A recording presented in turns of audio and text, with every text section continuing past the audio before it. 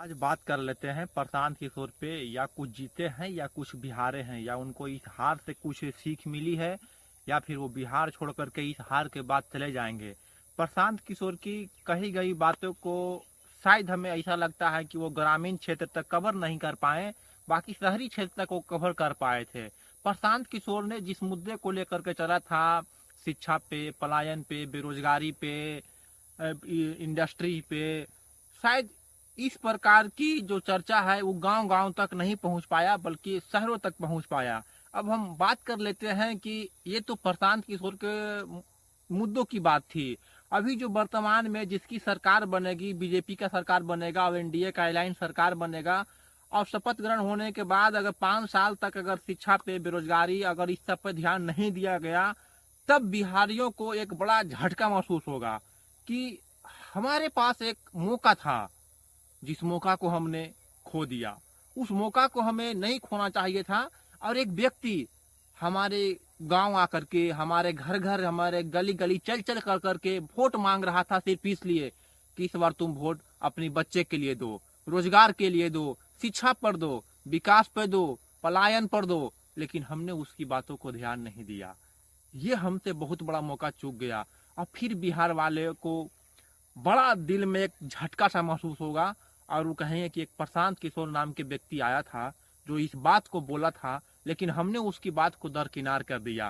काश उसकी बात हम सुन लेते तो फिर से हमें भर भर कर ट्रेनों में गुजरात, पंजाब, हरियाणा, तमिलनाडु, दिल्ली, ये सब नहीं जाना पड़ता। लेकिन हमने उसकी बातों को दरकिनार कर दिया। लेकिन कोई बात नहीं, प्रशांत किशोर को हार तो गए हैं वो, लेकिन हारने से उनको बहुत कुछ सीखने को मिला होगा।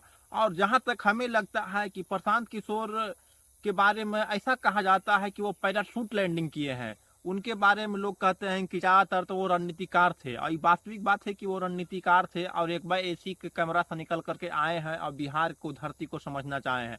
जबकि वो खुद एक बिहार के हैं और बोले थे कि बिहार को समझना इतना आसान नहीं है। अब प्रशांत किशोर को सबसे प्लस पॉइंट ये है कि आज तक किसी भी पार्टी में इतना क्षमता नहीं हुआ, ना किसी में दम है कि बिहार में 243 सीट पर पूर्ण चुनाव लड़े। लेकिन प्रशांत किशोर ने यह बाखूबी करके दिखाया कि वो 243 के 243 विधानसभा सीट पर चुनाव लड़े और उनका सारा का सारा उम्मीदवार हार गया। ये दुर्भाग्य की बात है। और खान सर कहते थे ने कि अगर बिहार के वार्ड या मुखिया के चुनाव में अगर इसरो के और डीआरडीओ को, साइंटिस्ट को उतार देंगे तो वो चुनाव हार जाएगा, क्योंकि बिहार को लोगों को पढ़ा लिखा नेता नहीं चाहिए। बिहार के लोगों को ऐसा नेता चाहिए जो रंगदारी हो, जो टैक्स वसूलता हो, जो दमखम हो, जो जाति मत मजहब की बात करता हो। इस प्रकार के नेता चाहिए, और ये बात बिल्कुल सही साबित हुआ। प्रशांत किशोर कहते कहते थक गए, लेकिन लोगों ने नहीं सुना। लोगों से अपील किए कि तुम हमको एक बार वोट दो, लेकिन कहते हैं ना कि बहुत से लोगों का कहना है कि प्रशांत किशोर अब कम बाइक नहीं करेंगे। अब प्रशांत किशोर इतना बुरी तरीका से हारे हैं कि वो संन्यास जीवन स्वीकार कर सकते हैं, छोड़ जैसे राजनीति को छोड़ सकते हैं, या तो उनके पास सुनहरा मौका है फिर से रणनीतिकार बनाने वाला। लेकिन भाई साहब, हम एक बिहारी हैं, और बिहारी होने के नाते प्रशांत किशोर सर से तो नहीं मिले हैं, लेकिन उनकी बातों को, उनके विचारों को मैंने सुना है। बिहारी इतना अड़ियल और इतना जिद्दी इंसान होता है कि अगर जिस चीज का वो जिद ठान लेता है, बिना उस काम को किए उस शांति से नहीं बैठता है। बिहार के वो सारे इंसान अड़ियल होता है। यहाँ का मिट्टी ही एक मतलब अलग लेवल की है, बिहार की मिट्टी ही एक अलग लेवल की है।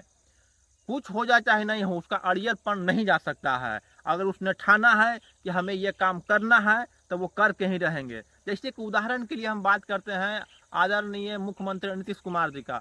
सन 1995 में उनके पास भी बहुत कुछ नहीं था, चंद लोगों को लेकर के चले थे वो अपने रैली और सभा करने के लिए, लोगों को संबोधन करने के लिए। लेकिन देखते देखते वो बिहार के सबसे लंबे कार्यकाल तक सीएम बनने वाले व्यक्ति बन गए हैं।